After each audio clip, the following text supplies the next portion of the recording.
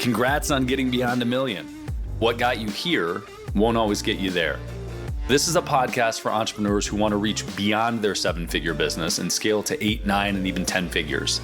I'm Brad Weimert, and as the founder of EasyPay Direct, I have had the privilege to work with more than 30,000 businesses, allowing me to see the data behind what some of the most successful companies on the planet are doing differently. Join me each week as I dig in with experts in sales, marketing, operations, technology, and wealth building. And you'll learn some of the specific tools, tactics, and strategies that are working today in those multi-million, 8, 9, and 10-figure businesses. Life can get exciting beyond $1 million.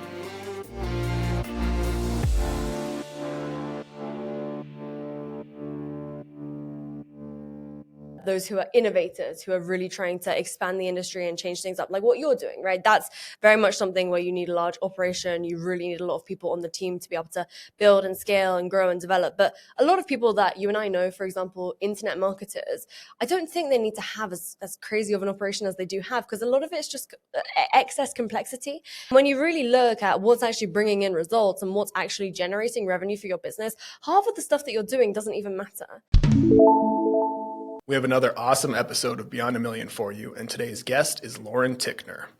Lauren went from a job in asset management to fitness influencer. She then started selling fitness courses online, which eventually led her to founding Impact School, a company that helps coaches and consultants scale. Brad and Lauren cover a ton in this episode.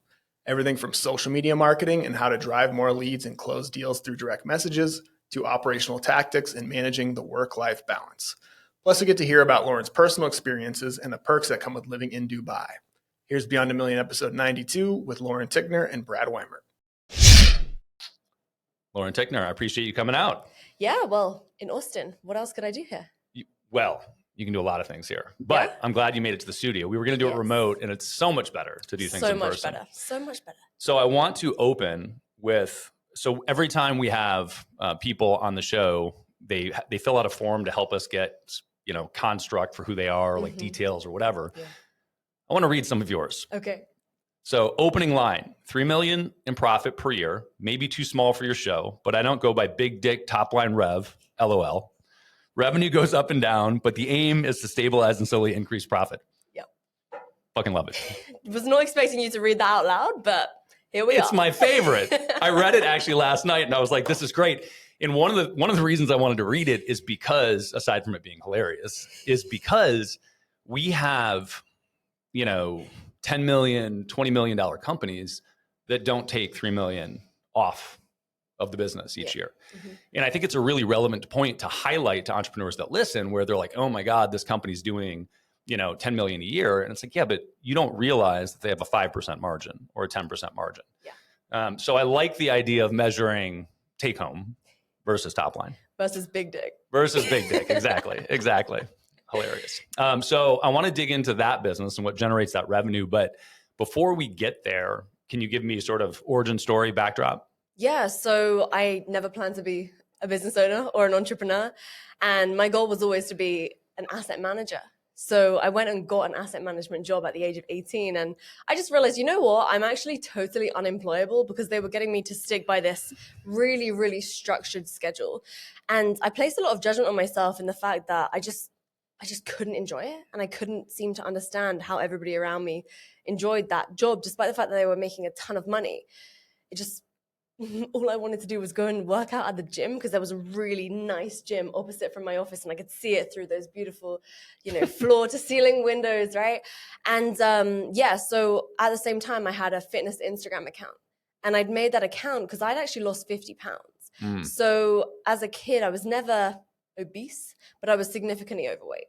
And I really this one day I decided I need to just lose weight. And so I just changed something in my mind, and I just unfortunately went down a really unhealthy fat loss journey, where it's kind of like when people get first into business, they sabotage everything else in their life to only focus on their business. They destroy a ton of relationships and they just do business all day long. That was me, but for fitness. And so I lost a lot of weight really quickly, and I started having panic attacks every day. And at the age of 16 and 17, that's quite rare to be having panic attacks. And I remember driving home from the gym one day because I was trying to do a session, but I just couldn't breathe properly because I was having a panic attack, essentially a long, drawn-out panic attack for multiple days. And I just thought to myself, you know what? I want to be successful. I'd already decided that when I was younger, because my brother that's 2 years younger than me has epilepsy and autism. So he's in a wheelchair, and he had literally had his freedom stripped away from him at birth. And so through growing up with that and through seeing that, I really had this desire to create freedom for myself and to make the most of my life, because I'd seen someone that actually physically and literally could not. And so I realized I right now, through the actions I'm taking, through being overly obsessed with this one thing, which for me was fitness, I am self-sabotaging my own potential freedom in the pursuit of a goal. And at that moment, I realized that was not what I wanted to do. And so essentially then I changed my life and I decided that I wanted to actually get healthy, which is how I created this Instagram account. And the reason why that's relevant is because when I quit my asset management job, even though I'd only been doing it for a year, I had this fitness page to fall back on that I'd just been giving to, and I'd never got anyone to pay me any money. And so then I put together a fitness program and I launched that. And that was when I was about 19 years old. And so I just somehow, I don't know how, but I found Pat Flynn's Smart Passive Income podcast. Love it. And they were talking about webinars. And so I learned, okay, I can create a webinar. I can get people to sign up to an email list. Like, what is that? And I found this whole world of digital marketing. And essentially that's slowly but surely how I ended up here. Crazy.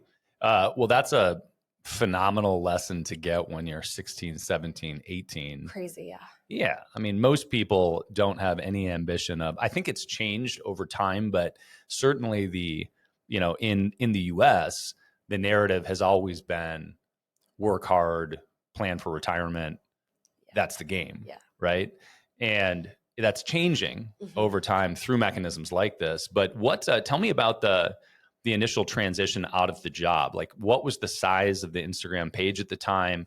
Was that actually the plan? Did you have money before you quit, or did you just say, fuck it, I'm going?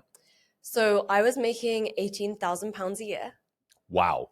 And this was supposedly, okay, this is one of the biggest asset management companies in the UK. And I really sacrifice potential earning in favor of the title. Because to be able to say that you work at that company at such a young age, I was the youngest person that they had ever hired in 50 years.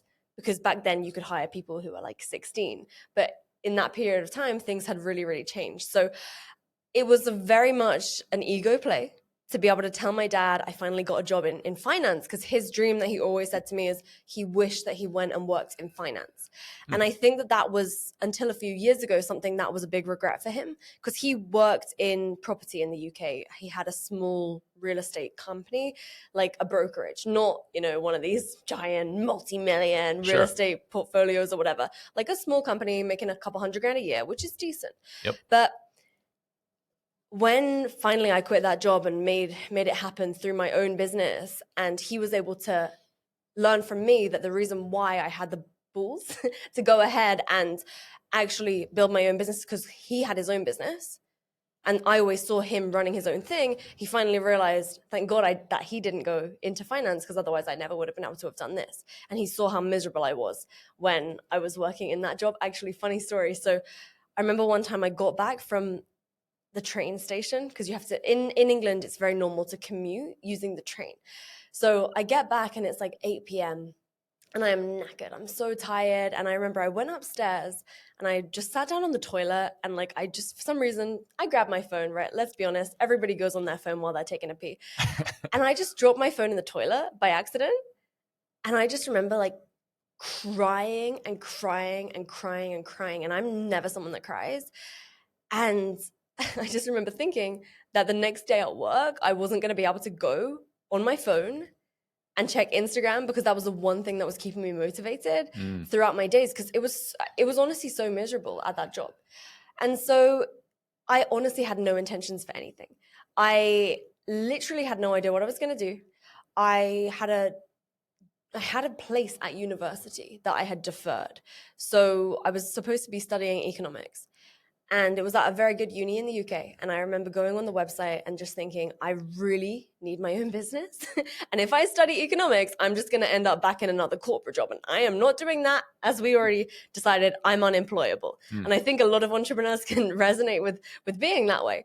So I called them up and I kind of fancied myself as a bit of a salesperson at this stage, right? Because I'd been having some experience making negotiations with the fund managers to try and get them to stop being so aggressive to me. And I've been studying some negotiations. So I called the uni and I was like, hey, I am supposed to be doing economics. However, I've been working in this asset management job for the last year or so. And I want to study sports science because this, and this regarding fitness. And they told me no. So then I go on the website and I was like, okay, because I physically couldn't do it because I didn't have the right degrees. And so this is how outdated these systems are. Just because I didn't have the right exams that I'd done when I was 18 years old. Got it. You hadn't gone through the right classes or whatever. Yeah, so they didn't let me do the degree that I wanted. So I think it's so crazy that at that age you have to make one decision once when you're 16 for the rest of your life. Yeah. But anyway, so So I went on the website and it said UK's #1 business degree. So I was able to convince them to let me switch to that degree, which then I thought would help me with my fitness business. But I get to the university and I'm in a lecture regarding accounting and tax. And it was all about UK tax and accounting. And at this point, I'd already been selling online fitness coaching. And I go to the front of the class and I ask the guy, I'm like, okay, I just realized I need to pay tax. Because I didn't realize by that point. And so I asked my lecturer at uni, please can you help me figure out how to pay my taxes? Because I have customers in America, Australia, all around Europe. What do I need to do? And he closes this big booklet that he had in front of him. And he looks at me really close and he says, that would be a good question for Google, Lauren. Wow. And I just remember at that moment thinking, yeah, this is an absolute waste of my time. So I quit and then I just did my own thing. Yeah. Well, that he sounds like an asshole. And oh, and by the way, I did some research on him and he had never worked in a company, never had his own business. He'd been making textbooks his whole entire life. Yeah. Yeah. I mean, this is the nightmare of traditional education, and it's not the case in all institutions, right? But it certainly is the case in many. Yeah. And I feel the same way about government, where it's like the narrative is if you can't hack it in private industry, then you go into government or you go into education. And it's not universally true, but man, there's a reason that those stereotypes exist. So at that point, you had the fitness thing going. At some point, you transitioned into the current business. Yeah. What was the size and scope, and why did you transition? Because it sounds like you were self-sustaining. And maybe not killing it, but doing fine with the fitness business, and you were doing fitness courses. Yeah, exactly. So I was helping people learn how to track macros and then do weight training as a woman. And I was doing really well considering I was 20, 21, 22. I was making multiple 6 figures in profit per year. And it just everything felt so easy. And if I do often think if I could go back to running that business now, honestly, I think I would. I think I would make that trade just because when you're someone with a big audience on social media, they give you everything for free. They don't even expect you to post about it. So I would get these vacations anywhere and they would invite me. I didn't have to pay a penny. I went to Bali once for 3 weeks. Everything was paid for except the flights, everything. But I had credit card points, so I got the flights for free as well. So it was a really good life back then. And so I never once tracked, leads or conversions or sales or nothing. I just looked at my bank account every single week and is it going up? And if it was, then I was happy. If it wasn't, then I wasn't even that stressed because I didn't really have much expenses. I was a young single girl. And so this was a really good time for me. This is like probably when I'm older, this is like the glory days. And so, well, I want to talk about that part of it because one of the things that I find sort of perpetually fascinating about the world that we live in today, as it pertains to content, is you can do things like that, where it's, a couple or a few $100,000 a year without really having a business, right? You're not tracking metrics. You're not Nothing. deliberately doing much of anything. Anything. And it's just working. Yeah. So what were you selling and how were you getting leads then? Because I want to talk about the transition to, the shift to the current business, but what were you doing then to generate? It's not like you found Pat Flynn, so you found some internet marketing stuff. Yeah.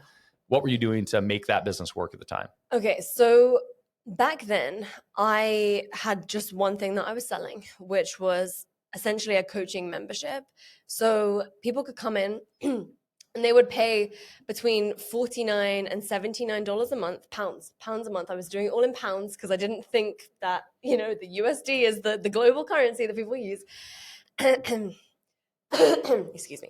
I don't even have any idea what the conversion rate is on that now. Well, back then it was good because I made more money than I would have if it was in dollars, because obviously the pound was significantly stronger back then. Yeah. These days it's A pretty little crap. stronger, I don't right? know exactly what it is now.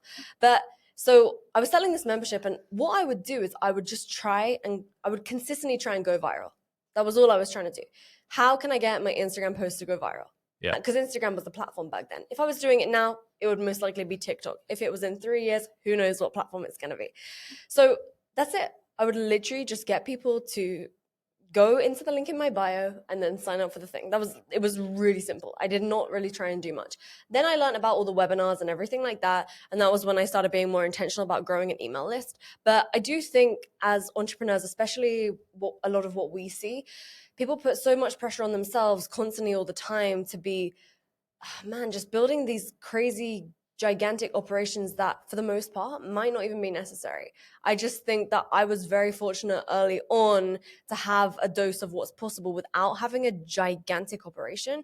Because I think if you're trying to build, and I think, the guys from Andreessen Horowitz talk about this a lot, but those who are innovators, who are really trying to expand the industry and change things up, like what you're doing, right? That's very much something where you need a large operation. You really need a lot of people on the team to be able to build and scale and grow and develop. But a lot of people that you and I know, for example, internet marketers, I don't think they need to have as crazy of an operation as they do have, because a lot of it's just excess complexity. And when you really look at what's actually bringing in results and what's actually generating revenue for your business, half of the stuff that you're doing doesn't even matter. I mean, I know these guys with these giant social media teams, and then when they look at is that actually bringing in any leads or revenue for your business, maybe it's growing their email list by 20 emails a week.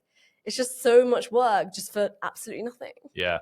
I think that's a good lesson in general is, why are you taking the actions that you're taking? Yeah. And very often with businesses, as they grow, they push the envelope to satisfy somebody that's not really the target market anyway.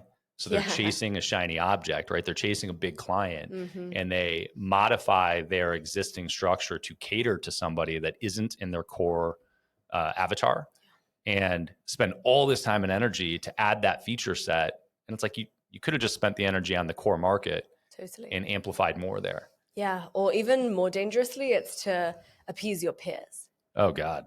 Yeah. Well, in the social space, for sure. Right. When you're looking at visible tracking of views and clicks and look at me, right? Yeah, that's interesting. So, okay. So what was the transition? So you were doing the fitness thing. Why change? And what changed?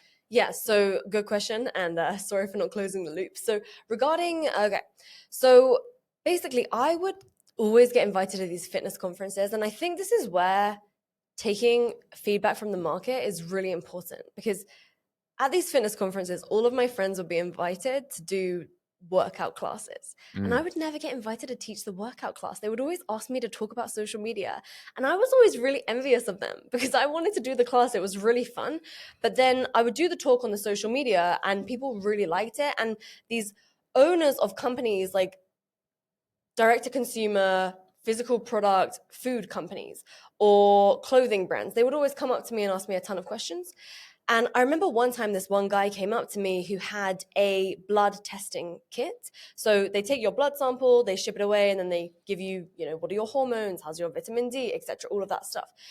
And he said to me, okay, so how can I hire you for my marketing? And I was like, well, I have my own business. I'm not looking to be hired. And he was like, no, how can I hire you for consulting? And I was like, is that the same thing as a consultant? I had no idea what is consulting. Right. And so I remember saying, okay, give me your email address. I'm going to send you a pitch deck. So I just thought in my head, pitch deck, okay, maybe that's the right thing to do. So I created this proposal for him, and I told him I would do it for £1,000 a month, £1,000 a month. And he said yes. And so I was like, crap, because I couldn't think how much to charge. And I just thought 1,000 sounded like a nice amount of extra money to be making. So eventually what I ended up doing is I just set up a call with him once a week, and I would just guide him on what he should be doing to get leads using social media, because they were already doing stuff on social. They were already running ads. Now, I knew nothing about ads at that time. However, they just primarily wanted to focus on connecting better with their target audience. And their target audience was the same target audience that I had through my social content. So through connecting the dots like that, I realized, number one, I hate working one-on-one with clients at this capacity. It's not interesting for me. And the second thing was, maybe there's something to this helping people with social media game. And so a few of my friends were massive influencers. One of them had 800,000 on YouTube, right? So subscribers, way more engaged than if it was just Instagram or something. And the others had a few 100,000 too. And essentially, we were all sponsored by this company called Gymshark. And so Gymshark is a big fitness brand. And they were all paying us a salary each month. Okay. So can you imagine, like, the influencer life is like an easy life. Okay. So you just make a few posts on social for the brand, you make yourself look good, and then boom, that's it. But that's all they were doing. They didn't have any other income streams. Yeah. And so I was obviously making decent cash from my fitness coaching business. And it was just me and a team of a video editor and a community manager. So it was only me and two others. And so I said to them, okay, well, because they turned to me, they were like, Lauren, how are you still traveling and everything? Like, hook me up with whoever this company is that's giving you a trip for free. And this time I was actually paying. And I told them, like, yeah, I think things have dried up, like less free trips these days, just paid for it for me and a couple of my friends. They were like, what? How are you paying for like such a good holiday? And so I told them, oh, I'm selling these fitness challenges. So they were like, what? How do I do that? And I was thinking in my head, how are you guys not doing a fitness business because you have such a big audience? But some people who are naturally with a big audience, they don't think more operationally. They don't think about generating money because everything's free. It's so easy. Yeah. So I gave them my share funnel because I thought if I give them my funnel, then I'm gonna make $30 a month on affiliate commission. And yeah, they launched it, and some of these guys make like 20K in their first launch. And so I thought, cool, imagine if I'd have had a cut of that. I should have like taken a revenue share or something. But then I just thought, nah, you know what? Like, I was comfortable, right? Everything was easy for me. So for a few years, I did nothing of it. And then finally, I saw this one guy, a friend of mine, Iman Ghazi, who is really famous now. But back then, I knew him since he was like 11. And he was selling a course on how to build a personal brand. And he had like 10,000 followers on Instagram. And I thought, this guy, if he can do it, so can I. So I just whipped together a course and I launched it. And that was essentially how I eventually made the transition. Yeah. Wild. Yeah, there's definitely, I think about that, the construct of the influencer not realizing that they're sitting on a pile of gold, like not knowing how to monetize, is sort of the same as it's very common to find restaurants on the coast, like with amazing views, that are mediocre as fuck. Because they don't have pressure to create a good menu and a good experience because the view's so good. Yeah. It works anyway. So true. And so the people that I'm most impressed with operationally are those that on some level are forced to dial it, right? And it's one of the reasons that the adult industry is so interesting from a marketing perspective, because it's so competitive, because everybody likes naked people. So the marketing is cutting edge all the time because it's so competitive. They have to figure it out. So you figured something out and you made the transition. Did you abandon the fitness thing at that point? For a long time, no. And it was a big mistake that I didn't, because I was trying to be two different people. So I was talking to two audiences. One was, because back then I didn't help generally with people that want to sell their knowledge online. It was really anyone who wanted to build an online fitness coaching business. So I was still trying to stay niche. However, I still had all these fitness people. I had like fitness people following me. I had like people that wanted to lose weight following me. It was all very confusing. But the interesting thing was, and the reason why I think this is actually potentially a cool move for someone who is, let's say, doing, a direct to consumer type of play right now, and then moving to the business side of things, is so many of the people that had been through my fitness stuff, then 2 or 3 years later came to me for how to become an online fitness coach Mm. because they'd had such a life-changing experience. And that was a pretty cool realization in seeing, wow, I changed someone's life so much that they went from super unhappy with their body to absolutely loving health and fitness to the point where they want to be able to now help other people go through that same transformation. And so that then just became innately more rewarding to me because I realized that I could then make an impact through other people rather than me just doing it directly myself. But just on that note that you were saying before, so I think a really good business, and I saw one of my friends do this.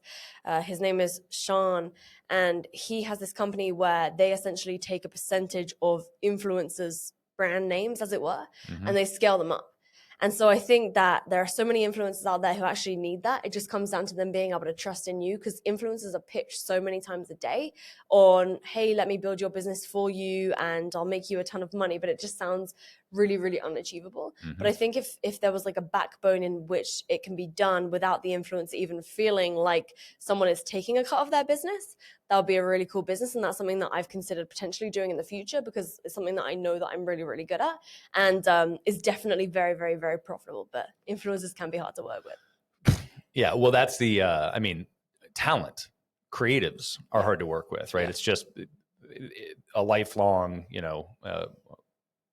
reality. And it goes back to, I think, all of Hollywood. You can always point to this, right? It's you've got business people and creative people, and there's some working together and how you figure that out.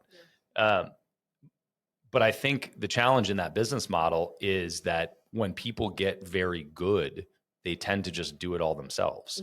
And you're with almost all marketing agencies, the graduated path of success in a marketing agency is inevitably doing your own products, because you realize that if you've perfected everything up to that point, where you get the rest of the margin is doing your own products, Totally. i.e. your own content in this case, right? Yeah. And it's the same thing with influencers as it is with any other business. But the starting point for marketing agency is like, let me take other people's money to figure it out. And then you learn with other people's money. And that's great from an agency perspective and generally not great for the business in aggressive spaces, right? And then as they get better, they charge more, and eventually the really good ones do exactly what you just said, which is they share revenue. But it's hard to find the good ones that share revenue. Yep, definitely have learned and experienced it from that sense. But you know what? I think as well, there's also on the other side of things, this massive interest right now on people taking a stake of other companies and just doing a rev share. But then I also think I'm seeing a lot of people shoot themselves in the foot because they try and do it too soon before they've become good enough to actually do that. Because they think to start, the best way to do it would be a rev share. But at the end of the day, if you're not that good yet, doing a rev share isn't going to be good for you because you're not going to actually make any revenue. So I always think that for me personally, I think it was good that I started with my own thing because I was not putting anyone else's company under any risk.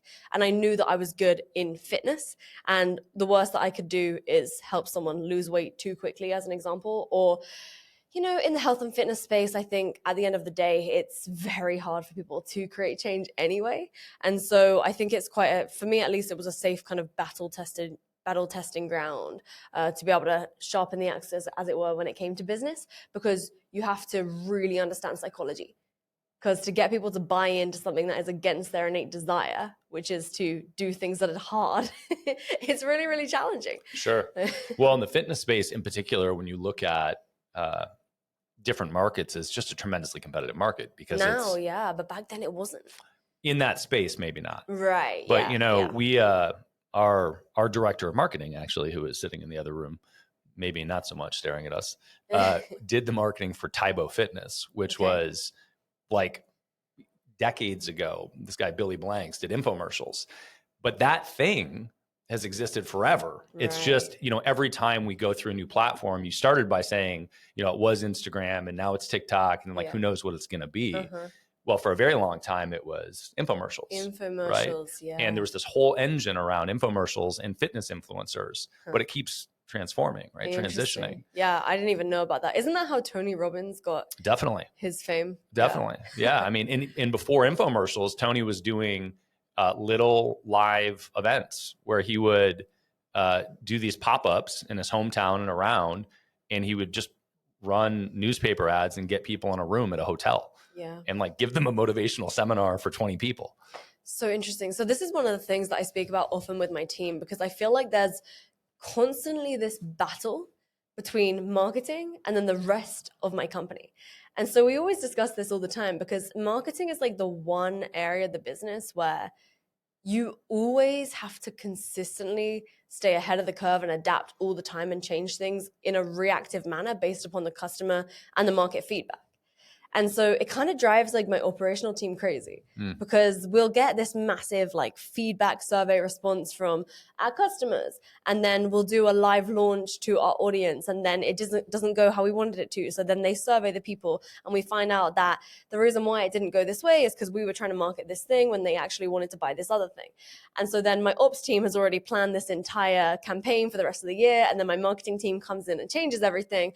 But it's just a fact that marketing, ultimately, the philosophy stayed the same, but the platforms changed consistently. And it's something that, it's been a real learning curve for the more operational focused minds on my team to be able to try and understand that, because they want to build the structure. Sure. So I want to talk about that part of it, because you move from fitness to functionally like business opportunity. How do you create a business online? And you mentioned that you didn't get rid of the fitness, and kind of the logical progression was that the people that had succeeded with the fitness product then thought, oh, I could create a business out of this. And so that jump makes sense. But when you shift over to just business content and you're just focused on helping people build businesses, what content you produce theoretically is different, and how you go about the whole thing, but it's a different space. So first and foremost, how do you drive leads for that business?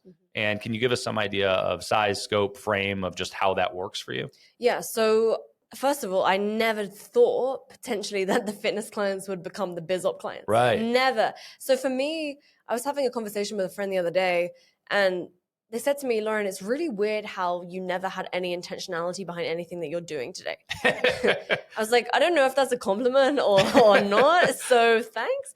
And it was true, because it just happened for me really, really organically. Because like I said, in the beginning, I never intended to have a business. For me, it was kind of by accident. So now I see people starting their social media platforms and like their personal brands through trying to scale their business through their personal brand.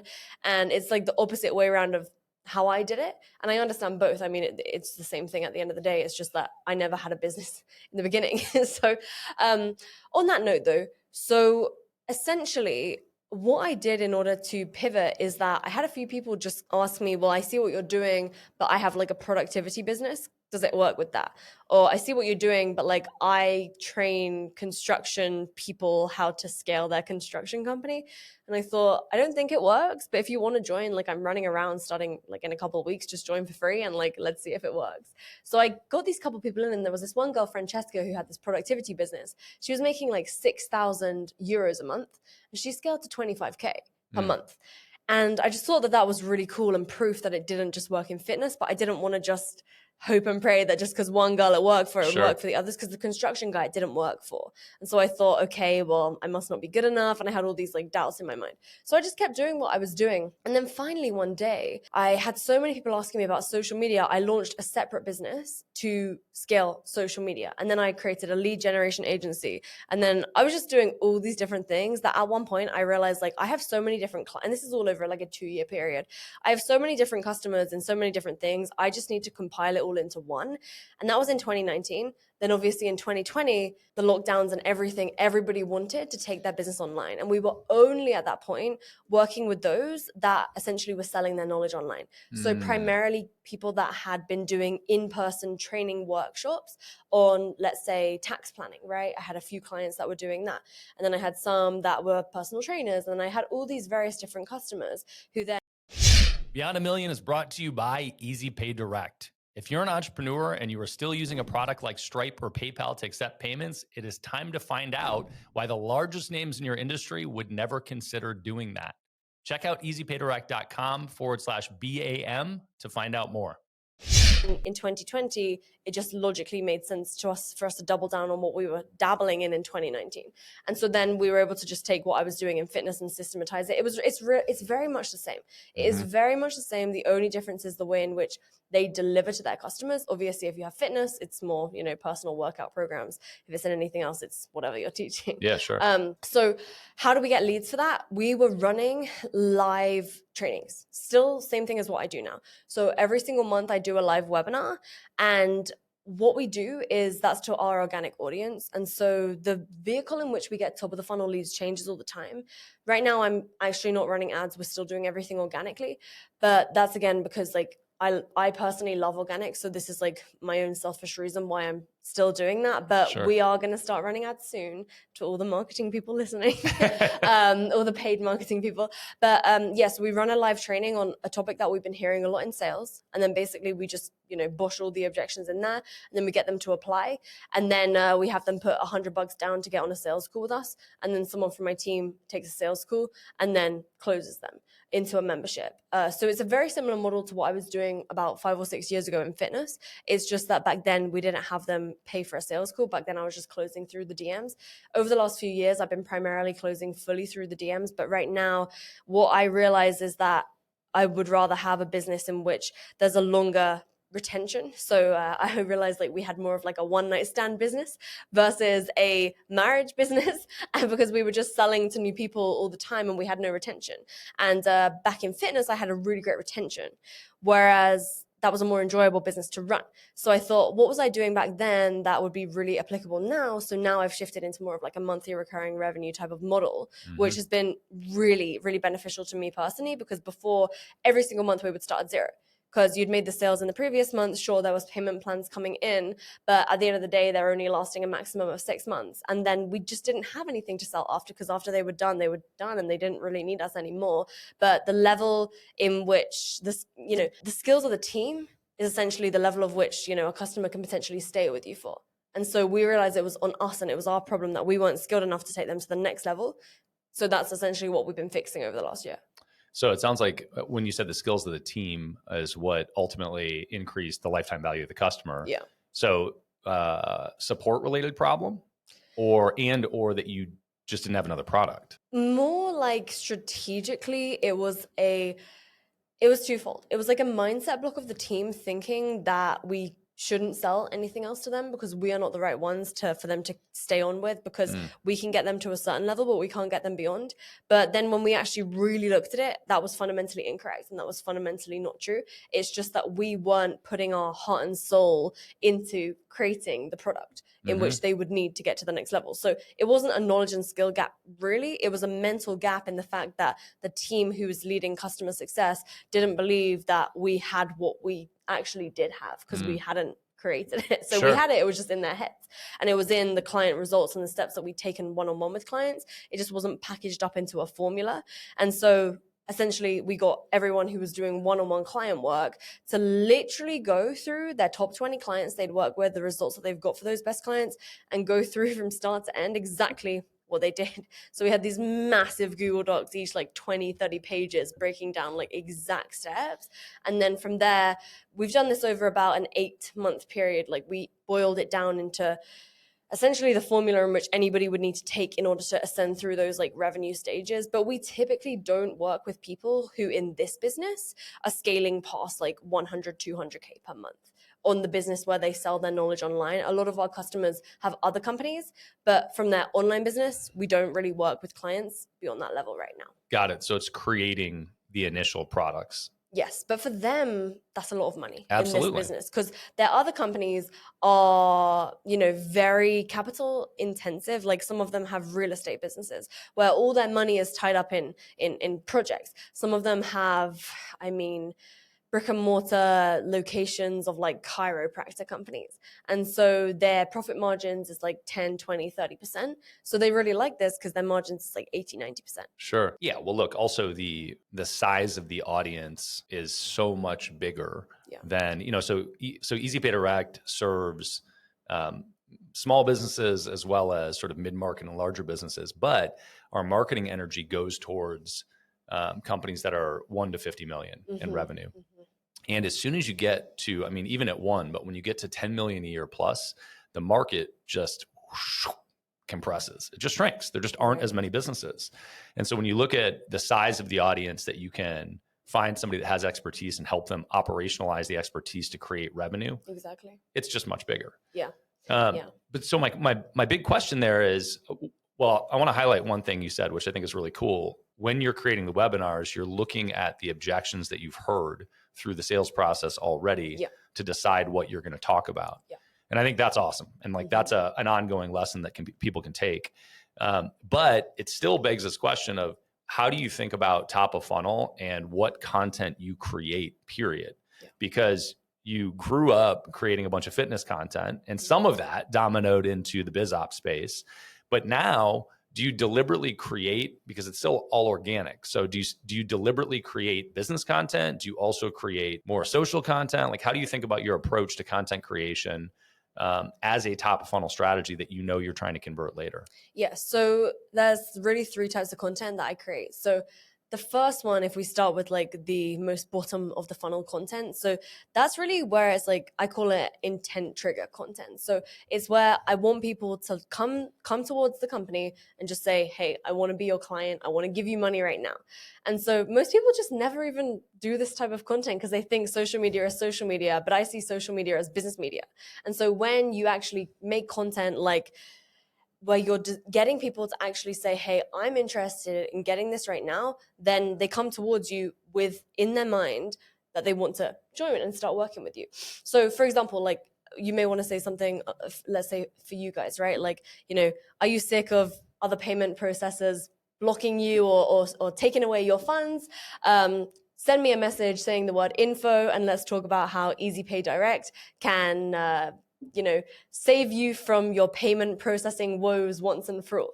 Okay, something like that. I'm totally running that as an ad. Yeah, exactly. And well, it also works for ads as well, by the way. Yeah, totally. But then basically, like if someone messages you, you can just have an automation on the back end whereby when they send you the word info, you can reply back to them like, Jack, great to hear from you. Shoot me your best email and I'll have somebody from my team send you over all the information. They send their email address. Another response from the bot says like, sweet, thanks. I've just had Anna from my team send that through to you. Could you check your email for me to make sure you've got it? Check spam as well, just in case. At the same time, the automation emails Jack from Anna saying, hey, it's Anna here from Easy Pay Direct. Whatever your thing would be. So maybe it'll be to schedule a call. Maybe it'll be for them to fill out an application. I don't know what it is for you, but whatever it is, we personally like them having an application so that then can go through into our CRM with all the information so that we can either qualify them or disqualify them and then give them something for free if we do disqualify them. And so that could just be a really, really simple piece of content that you post once a week. And if you find something that works, just keep posting it again and again and again. I have this one Instagram story that whenever I post it, normally on average, I'll get like 4,000 to 5,000 views on my Instagram stories. This one takes it up to 15,000 to 20,000 every single time. This is a middle of the funnel content, actually. This one is not bottom. So this middle of the funnel content says, I put together a brand new free training on exactly how to get leads on social media. So it says something like that. And then it's like, it's a blueprint designed to increase your reach. It's 100% free. Comment the word access and I'll send it through to you. Something like that. I can't remember exactly what it says, but it says something like that. And the reason why it gets so much additional organic reach is because so many people start replying. Right? So it's just a photo of me and then there's text on the top and then people start replying to it. That then pushes it out to more people in your audience. So that's like one story. No other, I delete everything else and I just have that one story up, because if there was a story up before and then half of the people drop before watching the next story, then Instagram is seeing like a 50% drop off rate. So that's obviously not good. Again, that's quite tactical and obviously algorithms change. So I wouldn't, if you're listening to this in like 2025 or beyond, then it may not be relevant anymore. But what works is essentially the copy where it's just like saying, I've recently put together a brand new free training on whatever it is, and then give some context. Like it's a blueprint to whatever the outcome is. Do you want access 100% free? ?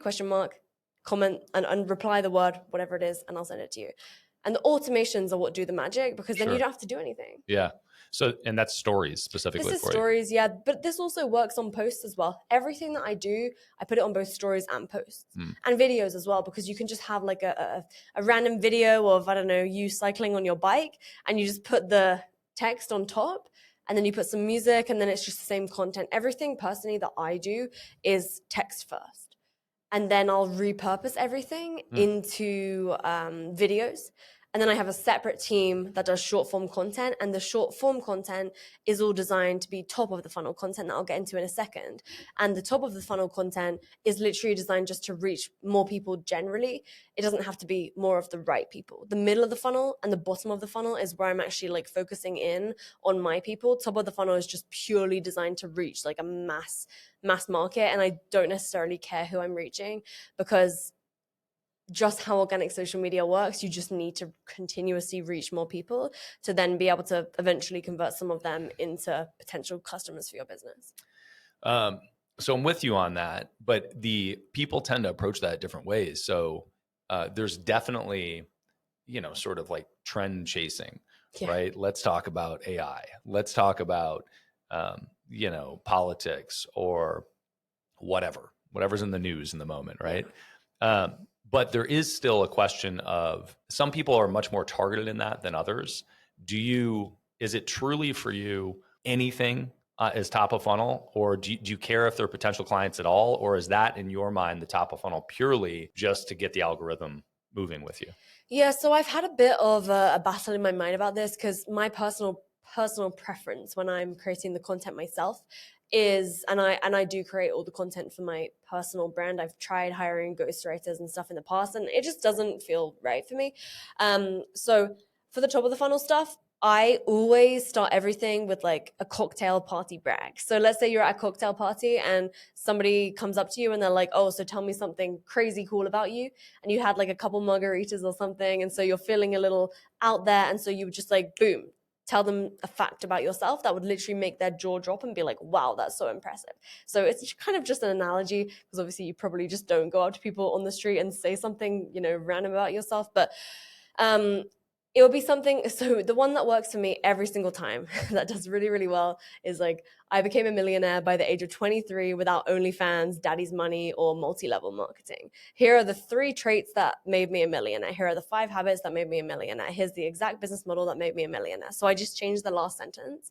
And that's desirable for a lot of people because they want to become a millionaire.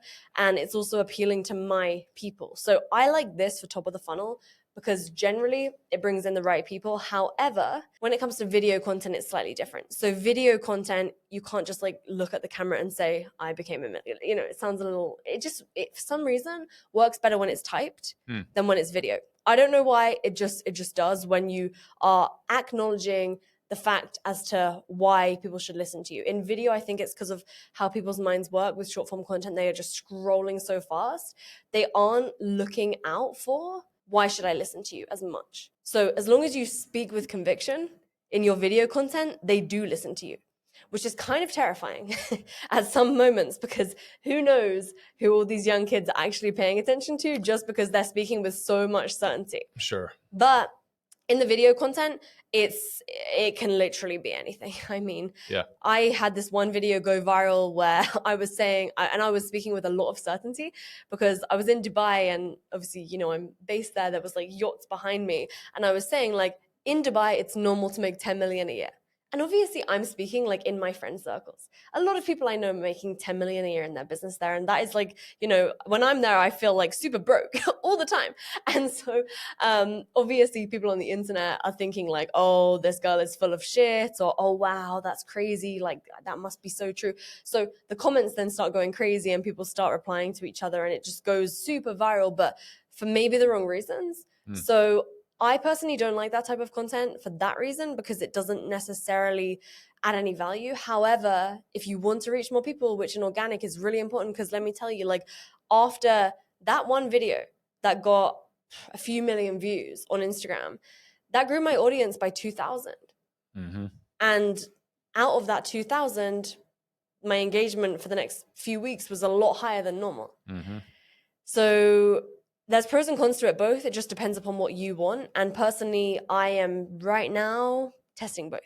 So I don't have a defined outcome on what I think is best yet. Yeah, well, I think it's an interesting game. I always like getting people's opinions on it. And for you, as organic is the mechanism through which you're converting, it is all about the conversion ultimately, right? Yeah. So what do you, going down the chain for sales, you mentioned that you used to go and sell only in DMs. Yeah. And now you pull it to a call. Why take, and you said at the time that you did it because you thought that it created a stickier customer, maybe a longer term relationship. Yeah. What's the difference? Yeah, so to be honest, if we can, I would still love to fully be selling through the DMs. The thing is that I, at this stage and phase of my business, is I'm genuinely really vetting out potential clients that aren't going to be a good fit. Because what we used to do is we used to sell between 25 to 100K directly through the DMs. And I have a ton of DM conversations. Like I showed some guys, like, because they were obviously like, oh, I don't believe that you can do this. I was actually at a mastermind and I closed them on 50K paid in full. And I just showed them, I was like, yeah, I do this all the time. So it definitely can be done. And I think if anyone says that you can't close high ticket in the DMs, you just don't have the right approach because it's actually not that difficult. And as long as you're tracking all the people that you're speaking to, it's very easy to remember who to follow up with because you're going to have a list of, let's say, 50 to 100 people, maybe even less, that are really high intent customers that want to pay you money. And if you're selling something for a high price, then it's actually worth your time following up with them. Whereas what we're doing now is we're going for a less high upfront payment and we're only charging $1,200 every 4 weeks for this one primary thing that I'm focusing on at the moment. Obviously, we're still selling higher price stuff, but it's just not our pure focus because as the founder of the company, like my goal is to get this one thing working. So I'm just obsessing on like figuring this out. And in order to do that, I know that if we are having an actual interview with somebody, then we can vet them and we can see, are they actually going to be, are they BSing? Are they somebody who just kind of wants to come in for like 1 month and then leave? Are they going to actually show up once we do let them in? Because we're going for more of like a group community-based model. So whereas before every client would have just one-on-one interaction with us and there was no community at all, now we have just the community. And there's no one-on-one except an onboarding call. And so it's just a different vibe and we need to make sure that they are actually going to be more of a self-sufficient type of person. So that's why we're selling on an interview versus selling through the DMs. Now, I do think that we will systematize it to sell it through the DMs, but we're going to do it through the Impact School accounts rather than my own personal accounts because we want to be able to build it where it's not built all around me. Right. Well, then, that introduces a whole nother question. So in prep for this, I looked at one of the, I think maybe it's even at the core Impact School site, and you have the VSL, the video that sells the initial thing. One of the things that you say in the VSL is, this isn't for you if you're afraid to get in front of a camera and be the face of the brand. Yeah. And now you're like, fuck, I don't want to be the face of the brand anymore. Is that accurate? Yeah, so it's not really that I don't want to be. It's Right. just that like I think that I've made really nice like cash flow from my business over the last few years. I want to go down like a new adventure whereby my goal would be to build a business which doesn't rely on me so that I can do that again in multiple different other vehicles in the future rather than just always like my interests change and then my business changes. Sure. Right? Because it's not necessarily like sustainable. And also I started when I was young. Whereas the customers that we work with, it's kind of interesting. Like we have a very specific clientele and they tend to be, there's really two set groups of people. One of them, I like refer to them as more like agency bros.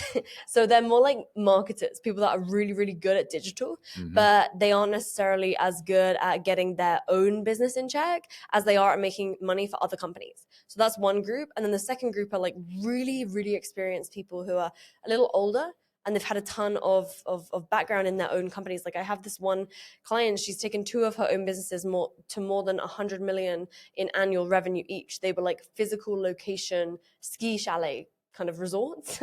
And so she's really smart and obviously business savvy, but she wants to build an online thing. Right. So those are the two groups. And so the type of client that we're working with, they do want to build the personal brand. They do want to be like the guru, the expert, the person at the front of the business.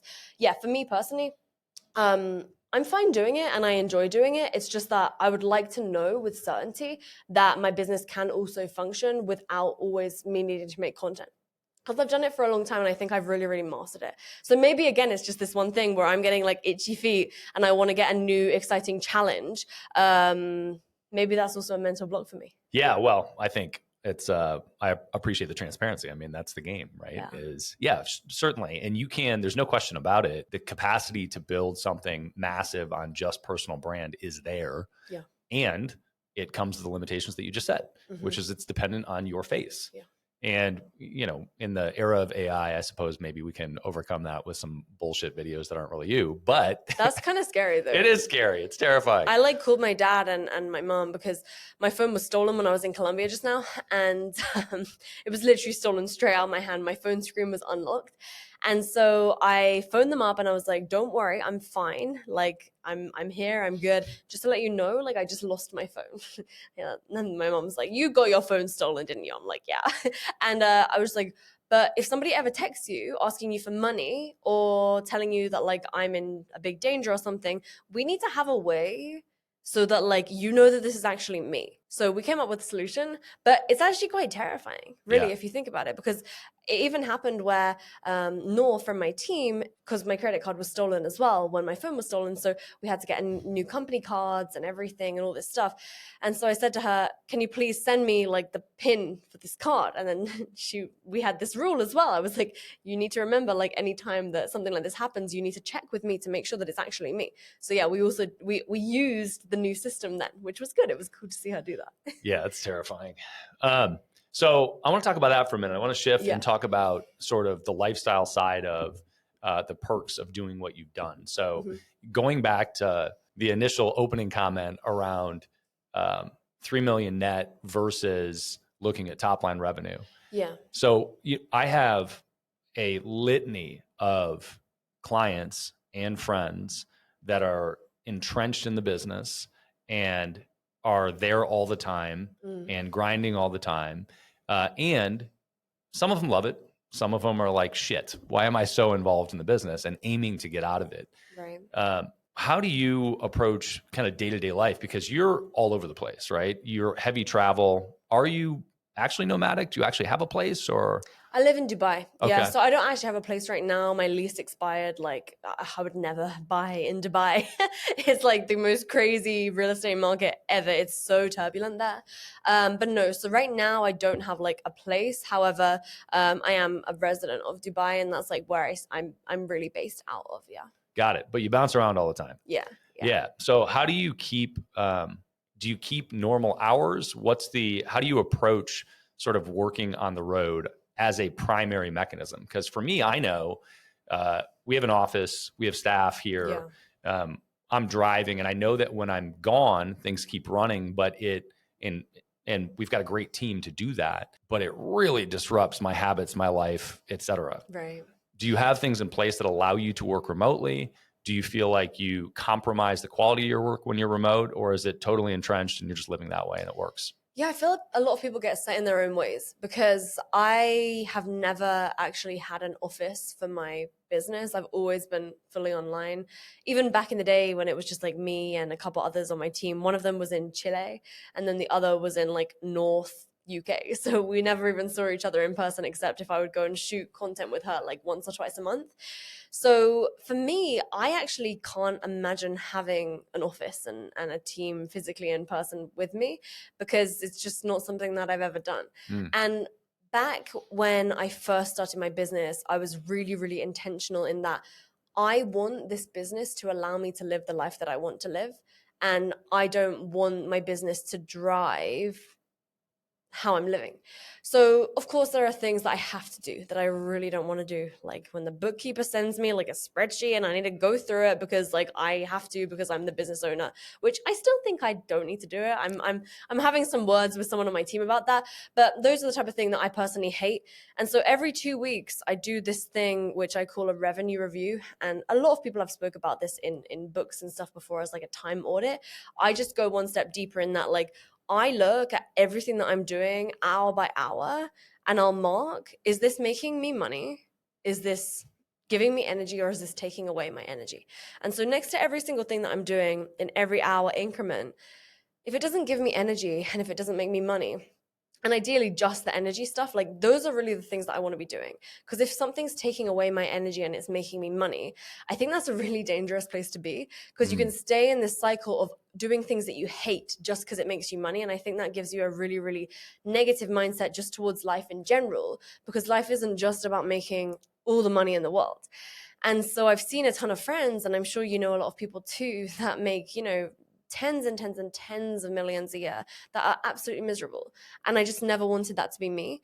And so I really optimized to be able to be in I put a plus sign next to the things that give me the energy. Like, how can I stay in as much plus sign as possible? And how can I delegate the other stuff? Because if something makes me money, but it takes my energy, well, it's a money making task. So why don't I just pay someone to do it for me? Because it's still going to make me money if I pay someone else to do it. So I've more just started to think about things from that sense. And so traveling doesn't affect me at all, because I have these routines that I ingrained in my life. Yeah, honestly, a decade ago, which is in the morning, I'll get some type of movement. So whether that's going to the gym or taking a walk, every single day, no matter what, I do 15,000 steps a day. And then whenever I go out to eat at a restaurant, I just say no butter, no oil, put the sauce on the side, and then I'll just get something that's lean. And then I try to avoid eating something that's like really processed foods. And so that's how I'm able to stay healthy and I have good energy. And I just eat as much protein as I possibly can. And so physically, that's how I stay in check. And then mentally, when it comes to working, I have these daily huddles with my team every day that I hate. This is the worst thing for me, just because I just hate stuff on my calendar, but it's something that I need to do because I'm running a business, right? You can't just do things that you want to be doing all the time. So I think it's just a balance between having the empty space on my calendar, doing the things that I need to do as a business owner, and kind of just sucking it up and doing those things, because I get so many other benefits from being the business owner. And it's a really tough question for me to answer, because I just think that a lot of people overthink it, and you get into this mindset of, oh, I can't possibly travel because it's going to ruin everything for me. And I was thinking that about this time last year, because I'd been in Dubai straight for 8 months, and I just didn't want to leave because I was in such a good flow. And so then finally, when I did leave, nothing bad happened. And it was quite nice to have a flight for 12 hours where no one was bugging me, because the Wi-Fi was really, really bad. And I could just, get an entire Google Doc done with a ton of ideas and strategies. So it's good as long as you know to book a place with good Wi-Fi, a quiet place with good AC, and ideally somewhere that's safe. Yeah. What are a couple of those things that are profitable for you, but you hate doing and you do them anyway? So for example, right now, I'm the only one in the team who's in this time zone. So I have my calendar open for sales calls if somebody is going to book into a call in those time zones. And I try and minimize the amount of time. So I have a couple hours open every day. And so if somebody books in on that, I'm like, because I just don't need to be the one doing it. And I feel like every time I'm taking it, I'm taking away an opportunity for my team, because when we have a sales call booked, someone's already paid to get on the call with us. So you just get on the call and you just close them and you run their card. And so I know for me, I've done that. I must have taken 3,000 plus sales calls at this point. And so it's just another one of those things that I've done so many times that it doesn't feel enjoyable for me. Whereas for my team, it's cool because, they get the high of closing a deal and it's fun for them. So it's that's one of those things. What else? That would be the main one for me, honestly. Yeah. What are the things that you do that you enjoy and you do anyway, but they don't really produce revenue, and you find yourself doing them all the time? Yeah, shit posting on social media. Yesterday I made a post so as a Brit in Dubai, as a Brit in the USA, as a Brit in the USA, what do I do on Labor Day? And I just get so many people making such triggered comments, and I just love replying to those because it's so fun. They just American people get so emotional about everything. Yeah, it's so funny. And so sometimes I'll make posts, I'll make comments yeah, but you guys have such crappy barbecues in America. And I reply like that, and then everyone's really actually upset with me. Yeah. It's quite funny. Yeah, I don't know what you're talking about. It's good. Yeah, no, but I commented back yeah, well, in the UK, our barbecues are way better. And then tons of UK people start applying, tons of USA people start applying. So you get some angry Texans saying things like that. Oh yeah, but no, that stuff. Yeah, but at the end of the day, right? I think about this a lot, because The stuff that doesn't make you money, that doesn't even really drive the business forward, but if it gives you energy as the founder, I think that that's really powerful because you show up as a better leader for your team. So I know that the days where I have taken a walk before I take my team call, or I've gone to the gym before that, I know that when I'm on that call with them, I'm able to be more present with them. And simultaneously, like yesterday, we went on this like boat on the lake for like half the day. And then I came back, and the rest of the afternoon, I was just working on like this Google Doc thing that I'm making for my clients. And I just had so much more clarity as I was writing. And I think if it was 3 years ago when I was really in like hustle mode in like the transition period of my life, I never would have gone out and done something just because I felt like doing it. I would have only worked all the time. And then I would begin to resent everything that I was doing because I was like, ugh, I need to make that thing for my clients now. Whereas now I think, okay, I can't wait to go and sit down and do that because I genuinely enjoy it again because I was able to create more time for myself. And so I think the more time I'm spending speaking to other people who are really, really high achievers and also who they have this like charismatic personality, I find that they actually spend a lot of time doing free time things, whereby it's not just working behind their laptop constantly. So that's been pretty interesting. I think that there is a narrative, and I think that there's some truth to this, that you can't expect people to be interested in you if you don't do interesting things in your life. True. And specifically when you are a content creator, and that is the top of funnel for generating leads, if you don't live an interesting life, what are you going to produce content about? True. Now, there's nuance to that statement, but that makes sense to me. Also, like, I don't know, you got to enjoy life. Yeah. Well, I mean, I think it's interesting because at the end of the day, and I see a lot of people really afraid as well to spend money, even though they've made a lot, but they just don't want to spend it. Yeah. And so there's just no point. Like my dad actually said this to me in 2020 because I was in Mexico when the lockdowns first happened, and I went to the supermarket and there were these Mexican cops with these giant like tanks outside of the supermarket. And so I'm like, what the hell is going on? So I go in and I made this video and I sent it to my dad. He was like, you need to get back to England. I was like, so I looked at the flights, and like pretty much all the flights have been cancelled, except there was this one flight that was $12,000, and I'd never spent $12K on a flight before, you know?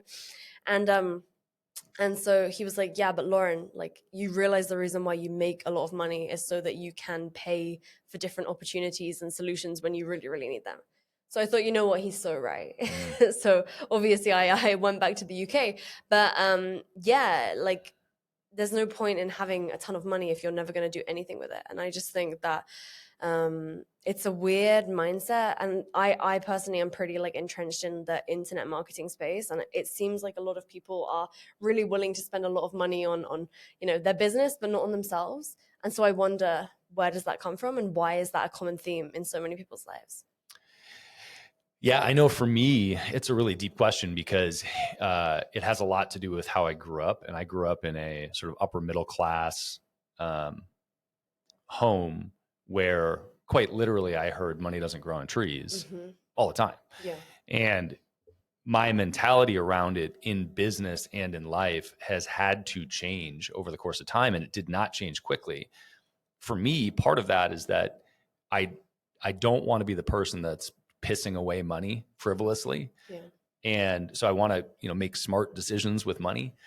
And the more you have, the more hopefully you start to realize that it is a tool and it creates leverage. And it is really, truly either money or time. And you're spending one of them. And so if you're trying to save money, you're usually investing your own time to get things done. And the path to expansion, whether that's personally or in business, often involves spending money. Yeah. Well, it's really hard as well because some people are on such a crunch with their profit margins, whereby it's like, okay, do I invest in hiring this other team member, or do I have an extra 7-8 grand a month that I can pay myself? And I think that's a real problem though for a lot of people. I'm seeing this a lot, especially right now. People are really, really, really struggling with their margins.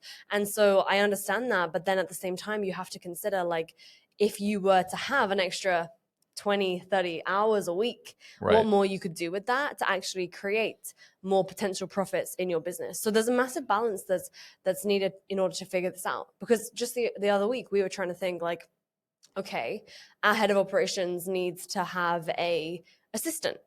So what should we do at this point? Because really, we only need, the amount of time that it takes my head of operations is like 10, 20 hours a week, but it's energy draining stuff for her. So if we're going to hire someone else, this probably is a 40-hour a week type of job for them because they're not going to be as efficient as her. So for us, then it was a really, really easy decision to hire that person. But obviously, you know, that comes with a lot of management and potential inefficiencies that come from another person on the team doing the thing. But at the end of the day, it was a move that we needed to make, but that we could make because we have the margins to do that. And because I would rather someone on my team who's an A player have her team freed up. And so I've had to you know, it's kind of like getting your head around like delaying the sense of achievement, as it were, or how do I put this? It's like, I don't necessarily now just care about like making more profit. I want the people on my team to actually be happy. I want them to be doing the work that's in their zone of genius too, because like I had so many like genuine, like I like legit like trauma from the past of like people leaving suddenly. I'm just like, now I just want people on my team to be able to do the work that they're good at, that they enjoy to do, where they can thrive, within reason, obviously. Like I still need them to be focusing on the right things, but that's been something that I think I had to figure out in becoming a better leader. Yeah, because before I was just I was only thinking about myself. Yeah. Yep. I think it's a never ending game. Yeah. Yep. For sure. I mean, as you progress in both revenue and headcount in businesses, and you get exposed to different types of businesses, who you need to be in those roles changes. Right. And so your relationship with spending money on your team or on your staff, or with what you want your ethos to be, changes. Right. And somebody told me a very long time ago, when I grew up in pretty aggressive sales, and I was sitting with this guy who was he was a real estate investor. He was a realtor and a real estate investor. And he told me when he got into real estate, one of the things that he was very deliberate about was thinking about how he viewed wins and how often the wins came.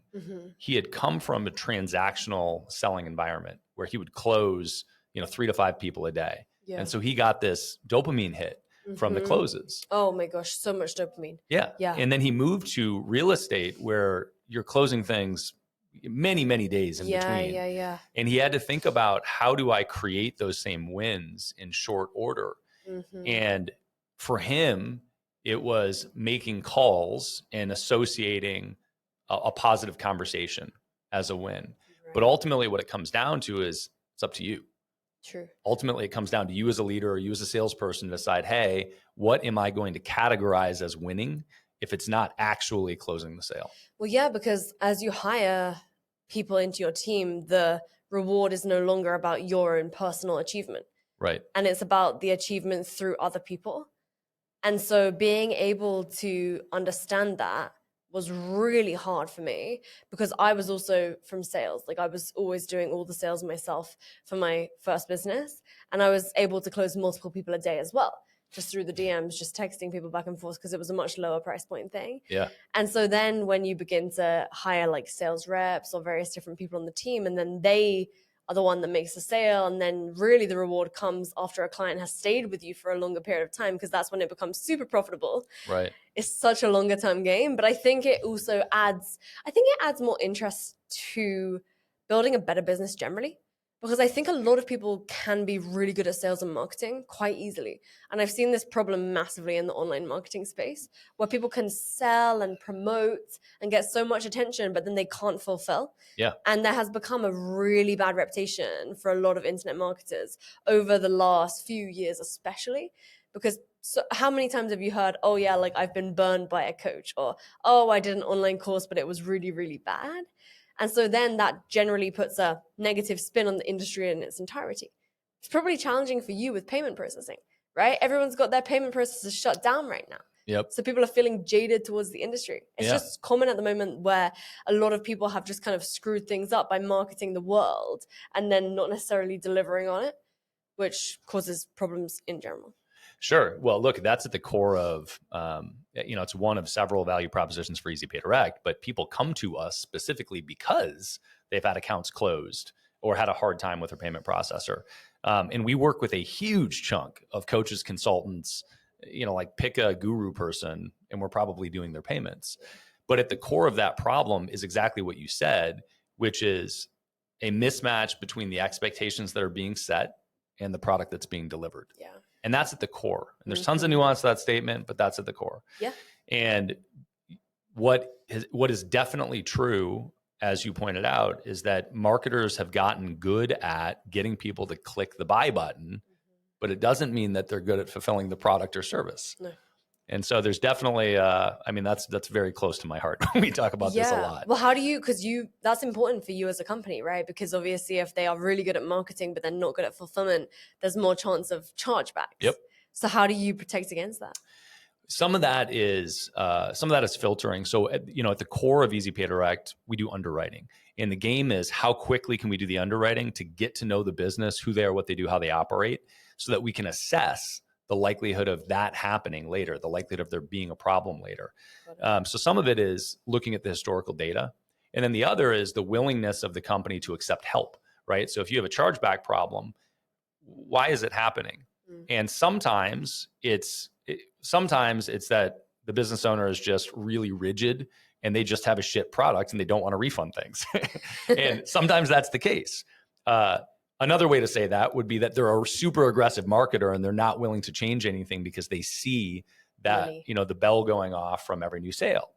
Yeah. But we tend to find very often that a lot of those people are super willing to accept help because they know in payments, if your chargebacks get out of control, you lose the ability to accept payments and it can happen forever.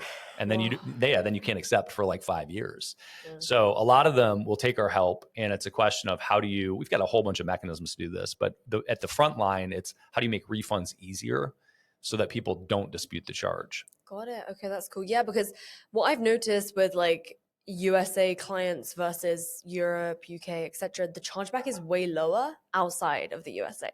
Oh, yeah. I think the chargebacks I've ever had has only been from USA customers. Interesting. Yeah. So, but also we like when we were working with primarily Europe, like we would just have them wire money because they don't even use credit cards in a lot of European countries. They only have debit cards. And so you might as well just have them wire it just because why not? Like, sure. It's also cheaper for them, like, especially because I don't know. It was interesting when you were doing big upfront payments, but just on that note, I have a selfish question.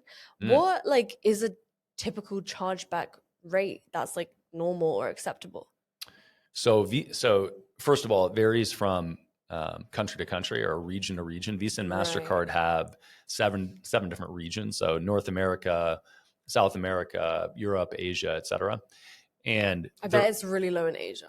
They're all just a little different. Okay. But really? Yeah, but at the core, it's the number that people need to be focused on is 1%. 1%. Okay. That's pretty high, actually. It's funny because you say it's pretty high, and then other people are like, oh, that's like nothing. And it really is all perception. Mm-hmm. But 1% is the number where our industry, the credit card processing industry, looks at it. And if you see it over that, the first thing you do is think, well, what industry are they in? So it might be like adult stuff. You got it. So some industries are just inherently going to have a higher dispute rate. Like we have same thing with refunds. So if you buy an info product and it's just information, the refund rates on that can typically be 10, 15, 20%. That's not uncommon. Yeah.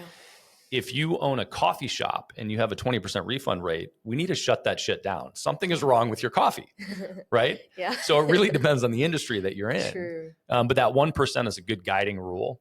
And then from there, I think, you really need to know based on the industry that you're in and have guidance if chargebacks become a problem. But there are tons of tech mechanisms to control them and help with them.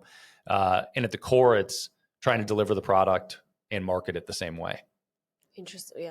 Yeah. I mean, that sounds like a pretty good way to run a business, huh? It's the basics, right? It's the basics. Well, look, Lauren, I love that you came out. I love getting you in person here instead of video because it's just so much more fun. So much more fun, right? Where do you want to point people? If people want to find out more about you, where do they go? So the best place is just probably my social media, Lauren Tickner, LaurenTickner, just in case someone can't understand my funny accent. And I'm all over all different socials. And then we have a podcast as well called Impact School Podcast, which is on hiatus right now, but it'll be back soon. Also interviewed like Grant Cardone and stuff, which was fun. So those are the best places. Yeah. Awesome. Well, thank you so much. Thank you for having me. This was fun. Of course. Love it. I hope you enjoyed the episode as much as I enjoyed doing it. I need your help. There are 3 places you can find Beyond a Million. The podcast itself, beyondamillion.com, which has some cool free resources, including a free course. And we finally launched the Beyond a Million YouTube channel. I would love it if you would go there and subscribe. And if you don't want to, you still would probably enjoy seeing the visual content. Check it out, youtube.com/@Beyond a Million.